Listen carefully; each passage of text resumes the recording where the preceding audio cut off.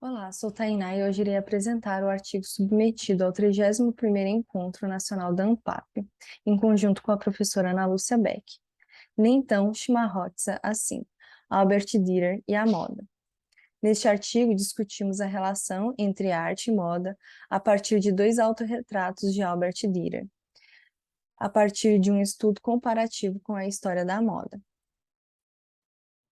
O momento histórico em que Albert Dürer viveu corresponde à passagem da Idade Média para o Renascimento.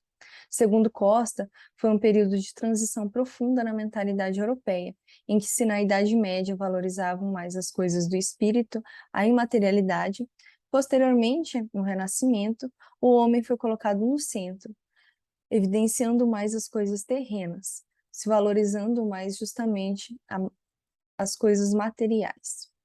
É importante ressaltar que nesse momento houve o nascimento dos burgos, né, pequenas aglomerações de pessoas que moram naquele lugar, pequenas cidades, e as trocas comerciais voltaram a se intensificar. Lipovetsky também nota essa mudança e os dois autores apontam a gênese da moda, o início da moda de uma forma mais próxima do que conhecemos hoje. Albert Dürer nasceu em Nuremberg, cidade-estado do Sacro Império Romano Germânico, em 1471 e morreu em 1528. Desde cedo, ele demonstrou habilidades artísticas, como nós podemos ver neste autorretrato realizado aos 13 anos de idade. Sua família nota, ele deveria ser aprendiz do ofício da família, a ourivesaria.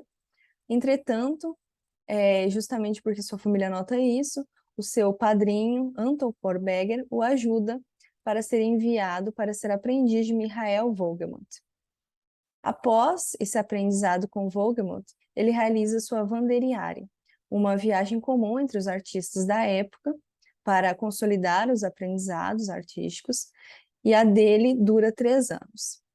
Durante esse período, seu pai arranja o casamento com Agnes, e em 1494 ele retorna para Nuremberg para se casar. Mas já no mesmo ano, ele parte para sua segunda viagem da vida e sua primeira ida à Itália. A história de vida de Dürer converge com a história da arte. Nas obras do artista é possível identificar características dos dois períodos artísticos. Como nós podemos ver nesse retrato do imperador Maximiliano I, o imperador do Sacro Império Romano Germânico, nós podemos notar duas coisas. Além da escrita em latim, uma característica da arte da Idade Média, podemos notar também como Dürer já foi importante desde sua época, realizando um retrato do imperador. Beck afirma que essa viagem a Veneza foi feita a pé, já que o artista não possuía dinheiro para ter um cavalo. Para além disso, segundo Steck, ele demorou muito mais tempo que o normal, justamente porque produziu inúmeros desenhos de observação de pessoas, animais, usos e costumes, provavelmente com o intuito de estudar. Nós podemos perceber como Albert Dürer notava, percebia o mundo ao seu redor e usava isso. Nessa paisagem em arco realizada por o artista, nós podemos perceber que ele já realizava artes de paisagens quando o gênero de paisagem ainda nem existia. No autorretrato de 1498, estima-se que o artista tenha se inspirado em vestes venezianas. Ele se coloca com o corpo levemente inclinado na diagonal, com a coluna ereta, que aparenta demonstrar classe e segurança. As mãos estão no primeiro plano da pintura e parecem estar cobertas com luvas de pelica. Essas luvas eram feitas com couro, um couro muito fino, e eram normalmente utilizadas por homens e cavaleiros das classes mais altas. Em suas cartas, Dürer relata que ele teve que gastar dinheiro de seus trabalhos para comprar novas roupas, já que na Itália ele frequentava lugares que em Nuremberg ele não frequentava, lugares em que as pessoas de classes mais altas estavam. Então ele teria que se vestir da melhor forma possível. Ele coloca em uma de suas cartas: "Eu me tornei um cavaleiro em Veneza." Algumas similaridades com as vestimentas masculinas italianas, como a touca frouxa sobre os cabelos soltos, a capa segura por um cordão e as mangas bufantes. Entretanto, ainda não há uma similaridade muito mais perfeita, né? Como é colocado nos livros de história da indumentária.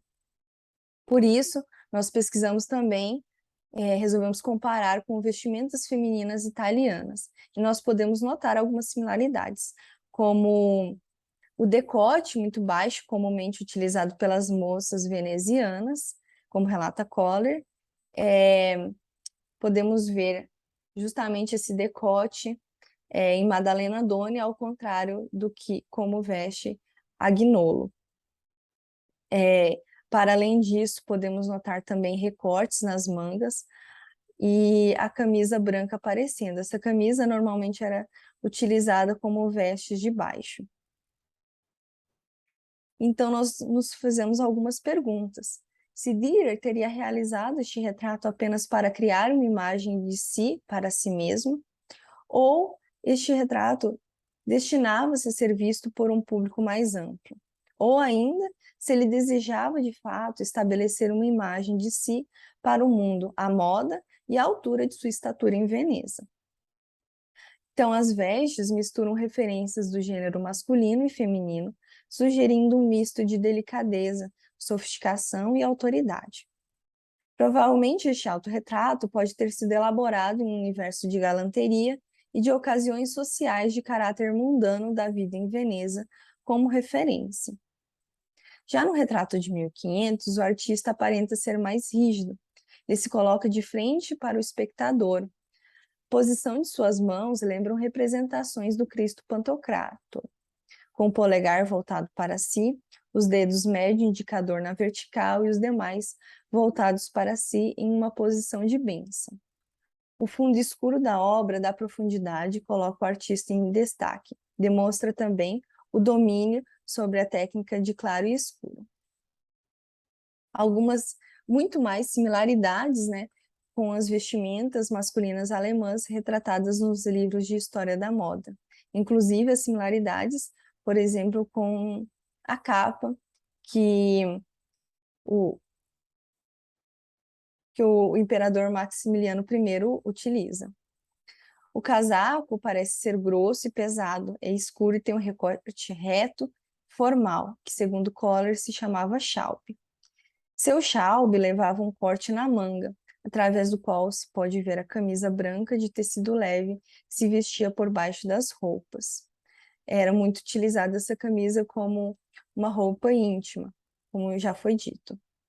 Segundo Laver, esses recortes nas roupas tiveram seu auge na Europa por volta de 1500, mas principalmente na Alemanha. Nas Alemanhas, esses recortes eram muito mais exagerados, principalmente nos calções masculinos.